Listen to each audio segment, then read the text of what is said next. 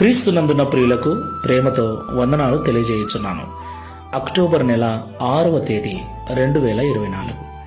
ఈరోజు దేవుడు మనకు చేస్తున్న వాగ్దానం ఏమిటనగా కీర్తనల గ్రంథము 147వ కీర్తన 3వ చరణం. గుండె చెదరిన వారిని ఆయన బాగు చేయువాడు, వారి గాయములు కట్టువాడు. ఆమేన్.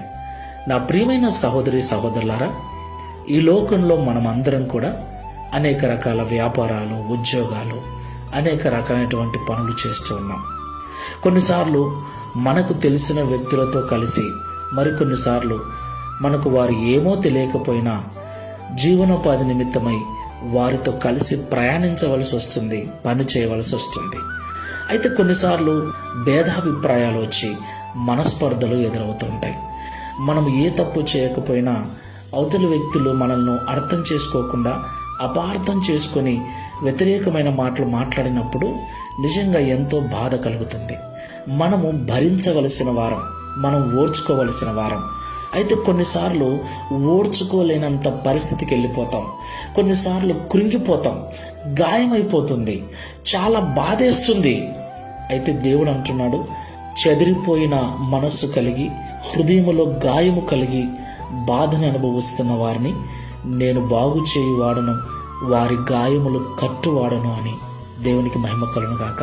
అవును ప్రియులరా, మన దేవుడు గుండె చెదరిన వారిని బాగు చేయువాడు, హృదయానికైన గాయములను, శరీరములకైన గాయములను కట్టువాడు, బాగు చేయువాడు. కాబట్టి నిందలలో, అవమానములలో, బాధలలో, కష్టాలలో కృంగిపోయిన స్థితిలో ఉన్నవారు ఈ వాక్యమును వింటూ ఉంటే దేవుడు చూస్తున్నాడు, ఖచ్చితంగా నెమ్మదిపరుస్తాడన్న విశ్వాసంతో ప్రార్థనాపూర్వకంగా ముందుకు వెళ్ళండి. కృపాసత్య సంపూర్ణమైన తండ్రి, పరిశుద్ధుడా, మీకు వందనాలు చెల్లిస్తున్నాం. అవును తండ్రి, కొన్నిసార్లు మా తప్పు ఏమీ లేకపోయినా, మేము ఏమీ అనకపోయినా, మేము చేసింది మంచి అయినప్పటికీ వ్యతిరేకమైన మాటలను, వ్యతిరేకమైన నిందలను, అవమానాలను భరించవలసి వస్తుంది. ఏ తప్పు చేయకపోయినా మమ్మల్ని అంటూ ఉన్నప్పుడు వారి మాటలు మా హృదయాన్ని గాయపరుస్తూ ఉన్నాయి, మా గుండెలు పిండేస్తూ ఉన్నాయి. కొన్నిసార్లు జరగరాని సంఘటనలు అయిన వారిని పోగొట్టుకున్న కారణాన్ని బట్టి, కుటుంబంలో కొరతలను బట్టి, ఇబ్బందులను బట్టి కృంగిపోయిన స్థితిలో ఉంటున్నాం. అయితే నీ బిడ్డలుగా ఉంటున్న మమ్మలను మీరు చూస్తున్నారని, గుండె చెదిరిపోయిన స్థితి నుండి మమ్మల్ని బాగు చేసి మా శరీరములకు, మా హృదయములకు, మా మనస్సుకైన గాయములను మీరు కట్టువారని ఈ ఉదయకాల సమయంలో మాతో మాట్లాడినందుకు స్తోత్రాలు. ప్రియ తండ్రి, ఏమాత్రము వ్యతిరేకమైన ఆలోచనలు చేయక కొంతమంది పిరికితనముతో ఆత్మహత్యలకు పాల్పడుతున్నారు.